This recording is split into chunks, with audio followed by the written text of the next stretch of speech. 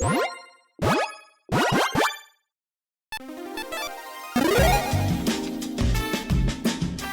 and welcome to the Commander's Quarters. I'm your host Mitch, glad to have you here. Here at the Commander's Quarters, we're all about Commander on a budget. Today's episode is going to be a $50 deck tech. When I say $50, I mean that is an overall deck cost. Both shipping and commanders that are $10 or less are going to be included in that cost, but basic lands will not be. Decks on this channel are built to be fun, inexpensive, and focused. If you want to learn more about what a focused commander deck is, check out this video here. On this deck tech, I'm going to take you through its strategy, the tactics, and how this deck wins. This show and episodes like this one are possible thanks to viewers like you. If you're looking for an easy way to help support this show, make sure that you like, share, and subscribe. Also, hit that bell notification icon so you don't miss any new episodes. And while you're at it, subscribe and review our podcast as well. You can also go check out our playmats and other merchandise at thecommandersquarters.com. Another easy way to support this show is with our TCGplayer affiliate links. So whether you're buying a deck or individual cards, you can use this general link right here or one in the description. And the final way that you can support this show is by supporting us directly by becoming a patron. There are many benefits to being a patron, and I truly couldn't do this without all of their support. So today's deck tech is going to be on Demonlord Belzenlok. Belzenlok is a 6/6 Elder Demon with Flying and Trample, and he costs 4 black.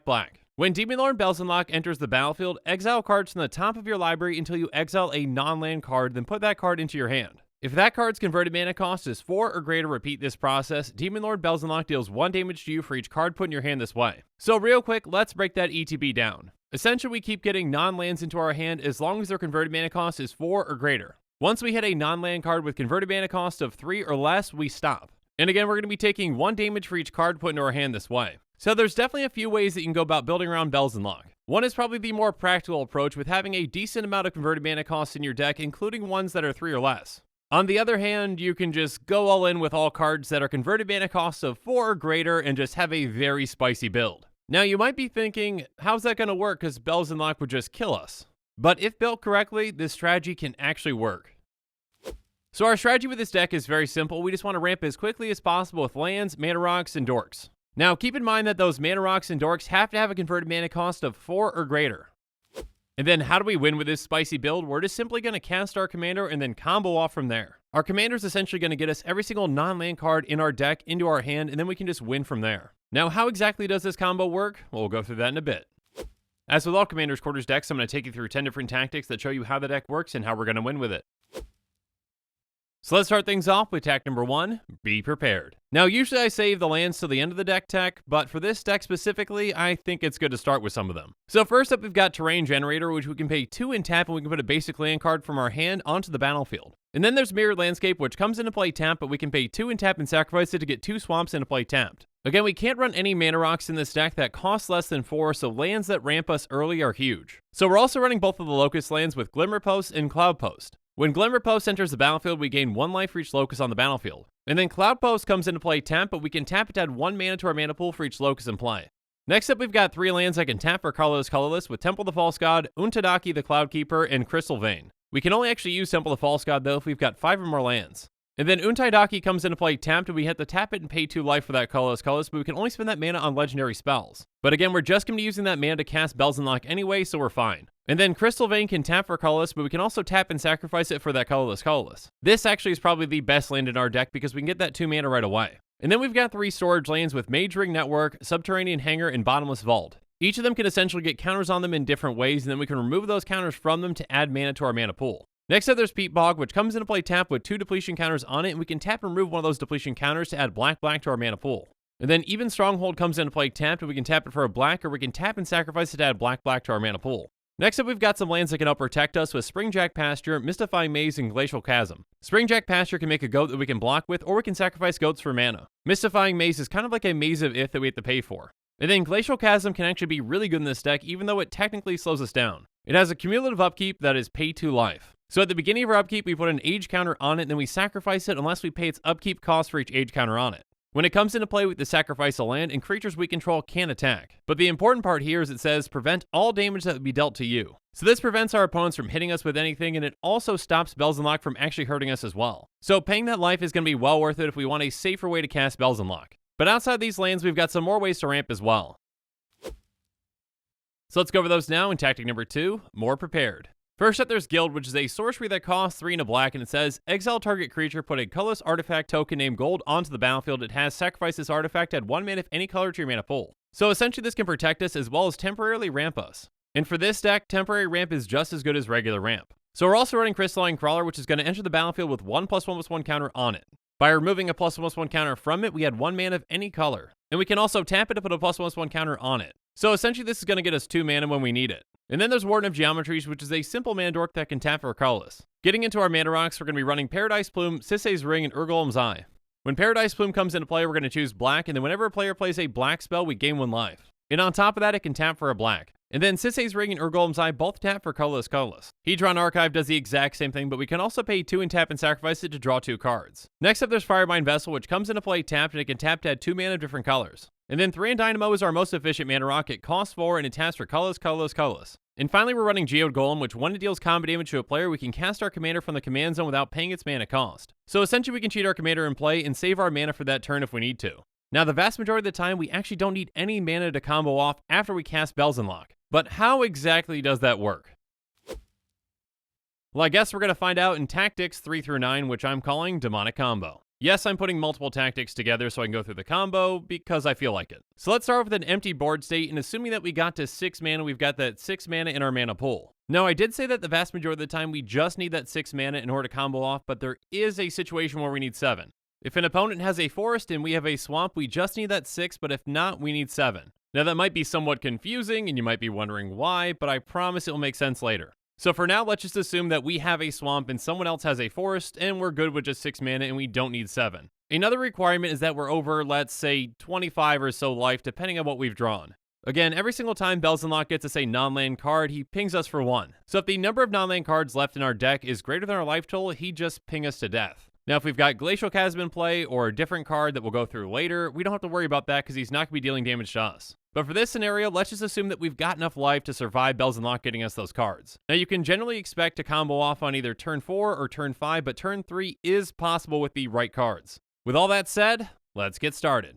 First, we cast Belzenlok, and he gets us every single non-land card into our hand. Now, if we haven't played any spells up to this point, including mana rocks, that means we're going to have 27 cards in our hand. Now, it's unrealistic, but let's also just assume that we don't have lands in our hand. Most of the time, you'll have at least a few, and that will actually just help you with this combo. Again, keep in mind that at this point, we've got 0 mana, so how do we get things started? Well, first off, we're going to cast Unmask. Unmask actually lets us exile a black card from our hand instead of paying its mana cost. And we've got a few options on what we can exile, but Deadly Wanderings is one of those cards that can be an option. Anyways, Unmask says target player reveals their hand, you choose a non-land card from it, that player discards that card. It might seem kind of weird, but we're actually going to target ourselves with Unmask.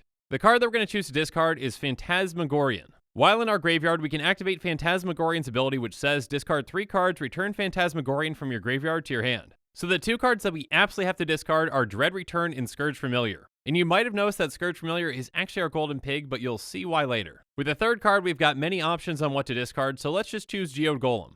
There are certain cards that you can't discard, so choosing one of the things from our ramp package is very safe. Alright, so having discarded those cards, Phantasmagorian goes back to our hand. Up next, we're going to cast Deepwood Legate for free. Deepwood Legate has, if an opponent controls a forest and you control a swamp, you may cast this spell without paying its mana cost. So remember when I mentioned earlier that we just need that 6 mana if an opponent has a forest and we have a swamp? Well, this is why. There are some more hoops that we have to jump through if we're not in that situation, and we'll go through that later. Again, the combo that I'm going through right now is assuming that we have that swamp and an opponent has a forest. Next up, we're going to cast Hollow One for free since we've discarded enough cards. Hollow One costs 2 less to cast for each card that we've either cycled or discarded this turn, and we've definitely discarded enough to make it free. So now that we've got 3 creatures on the board, we can flashback Dread Return. Dread Return has flashback, sacrifice 3 creatures, and it says return target creature card from your graveyard to the battlefield. We're of course going to be targeting our golden pig, which is Scourge Familiar. Also, a quick note is that you actually want to send Belzenlok to the graveyard. Do not send Belzenlok back to the command zone. It might not make a difference, but it only helps to have it in the graveyard. Anyways, Scourge Familiar gets reanimated, and now the real fun begins. Scourge Familiar's ability is discard a card, add black to your mana pool. So I think you may understand now why this is so powerful and why it's the golden pig of the deck. So at this point, I'm going to be making some assumptions because again, depending on the situation that you're in and what cards that you've drawn so far, you're going to have different things in your hand. I'm going to assume that we've got no lands in our hand, which is rarely the case since we're running 72 of them. And again, the more lands in your hand, the better. But I'm also going to assume that we haven't played any mana rocks or other spells. I'm just trying to help approximate about how much mana you can expect to create in this situation. Now from here, we could discard the right 17 cards to generate 17 black mana, then cast our 3 combo cards to win. Our 3 combo cards actually only need 16 mana in total. Now circumstances can change, so I'm actually just going to show you the way to make the most mana in this video. But adjust to however you need for the situation that you're in. Alright, so we're going to activate Scourge Familiar to discard all the cards in our hand except for 2. Those would be Empty the Catacombs and Repay in Kind. So in total, we've discarded 18 cards and we've got 18 black mana. Next up, we use 4 mana to cast Empty the Catacombs, putting us at 14 mana. This is going to return all creature cards from all graveyards to the owner's hands. So we're going to have 12 creatures in total coming back to our hand. Once those creatures are back in our hand, we're going to start discarding again. This time, we're going to be discarding all but 3 cards, which are Repay in Kind, Carrion Howler, and Grey Merchant of Asphodel, better known as Gary. So that's going to be 10 more cards discarded, and we are at 24 black mana. So first up, we're going to cast Carrion Howler for 4, putting us at 20 mana. Carrion Howler has to pay 1 life. It gets +2/-1 until end of turn. So we're going to activate it and keep priority activating it over and over again until we're at 1 life. The number of activations obviously depends on what life total we're at before this. Yes, you can do this without it dying after 2 activations because you're responding to that activation, much like Selenia not bouncing back to your hand. I'm definitely no judge, and I have been wrong before, but I believe that this works. If I am wrong, there are similar cards that you can use like Soul Drinker, so just go use one of those. Also, you technically don't have to go all the way down to 1. You can stay at 3 life depending on the situation, but let's just say 1. Anyways, Carrion Howler dies and we go to 1. Next up, we're going to cast Repay in Kind for 7 mana, putting us down to 13 mana. Repay in Kind says each player's life total becomes the lowest life total among all players. So everyone's life total is going to be equal to ours, and it's set to 1. Finally, we're going to cast Gary for 5 mana, and when Gary enters the battlefield, each opponent loses X life for X is our devotion to black. We gain life equal to life lost this way. Our devotion to black is 3, and that's going to drain our opponents out, and we win. Again, there are different ways that we can go about this combo depending on the situation that we're in. We have 9 extra mana that we didn't use, so obviously we could keep and not discard something if we really need to cast it. But again, that's basically how this combo works and how we can win from 0 mana after casting our commander. But we do have some cards that we haven't discussed yet that we have in here for certain situations.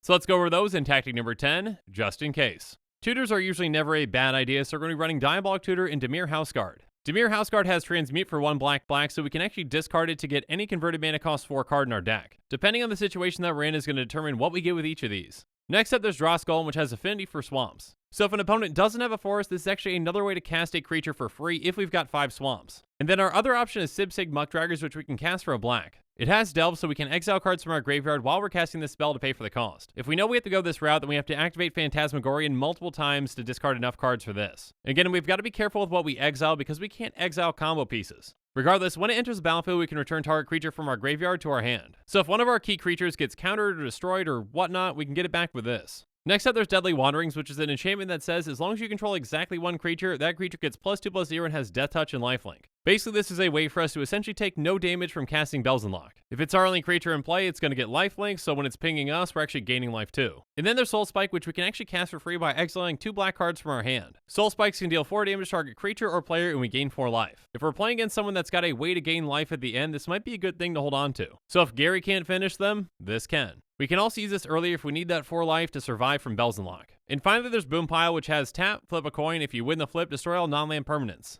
This is definitely a way to slow opponents down by just blowing up the board ahead of time. Again, this is a risky maneuver because it's based on a coin flip, but we're willing to live with that with this kind of a deck. But now that we've gone through the spells in this deck, let's go on to the mana base. We've already gone through all the ramp and utility lands, and the rest of our mana base is very simple with 57 swamps.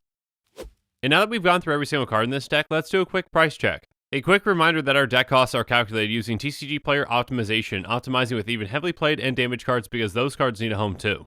The average Demonlord Belzenlok EDH rec deck is going to set you back $420.12. Our deck is going to be much more affordable at $49.08. Again, the price of this deck is the price that I got for it on the day that I'm recording. If you want to see a breakdown of this deck's cost, check out the link in the description. Keep in mind that prices can and will fluctuate and change over time. But with these deck costs, I want to be as transparent as I possibly can. Again, Commander's Quarters decks are about to be tuned and focused within their budget, but there are always ways that we can improve on them. So let's go through some reasonable upgrades now to see what some of those ways just might be. First up, let's add in Crypt Gas by taking out Warden of Geometries. Next up, let's add in Thespian Stage by taking out a swamp. And then let's add in Scorch Ruins by taking out a swamp. Next up, let's add in Bajuka Bog by taking out a swamp. And then we're adding in Cabal Stronghold by taking out yet another swamp.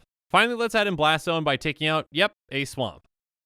And now it's my turn to hear from you. So in the comments below, let me know what you think about this deck and what you think about the commander in general.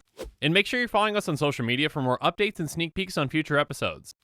Again, a huge thank you to my patrons who help make this show possible. I truly couldn't do any of this without your support. If you want to support this channel directly, consider becoming a patron. There are many benefits to being a patron, including being able to vote on future commanders for deck techs. There are even tiers where you get your own personalized deck tech dedicated to you. You can check out all the Patreon tiers and rewards at patreon.com/commandersquarters. If you haven't already, make sure that you like and subscribe to the channel. Here at the Commander's Quarters, we're all about budget commander. So while you're at it, go ahead and check out some of our other types of episodes. And with that, I'm out of here. Thanks again and have a good one.